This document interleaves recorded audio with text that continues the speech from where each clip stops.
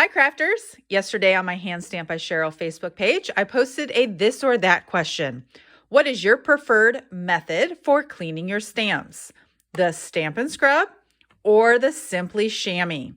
And so today I wanted to follow up with a quick video on some tips and hacks depending on which is your preferred method. So let's start with the Stamp and Scrub. Now I love this for cleaning my stamps and setting them out at tables at my card classes. It's a little bit more expensive, and I do recommend that you get the stamp and mist to go with it. But when you open it up, there are some icons in the corner that are sometimes very hard to see. But this one has raindrops, which means this would be the wet side. And this one has a sun, which means this would be the dry side. And since you can't really see those, I always recommend the wet side to the window. So in my craft room, I have some little bay windows over there. And so WW, wet to window. And in some cases, if you can't tell where the closest window is, I sometimes put the Stamp and Scrub right next to the wet side.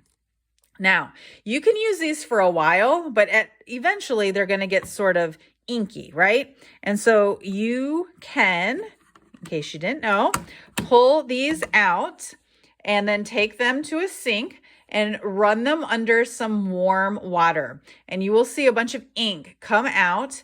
And then once it starts running more clear, I tend to use a paper towel to dry them off. And sometimes I set them out outside. Now, I wouldn't leave them out for, a week like I did, because then they can get a little warped. But if you put it under a book, I'm sure it would be just fine. Or you can pop it back in underneath these tabs. Now for my tips and hacks for using the Simply Shammy. Now you can see mine is well used, and that is okay. But I like this one because it is cheaper and it only needs water. So you don't need anything else to go with it. Now this one is dried out, and so you would run it under water, it doesn't matter what temperature, until it moistens up. And then my next tip is to use a clear stamp case. You can buy these in a pack of 4, and I recommend just storing it in that. So it's great for travel. That's why I prefer this one sometimes, is if I'm going somewhere, I just pop it in this case and I throw it in, let's say, a paper pumpkin box, and I take it with me.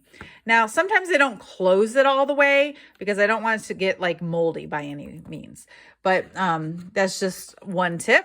My next tip would be, if you want, you can actually cut it. When it's wet, it's very easy to cut. And so I cut one into 4 pieces.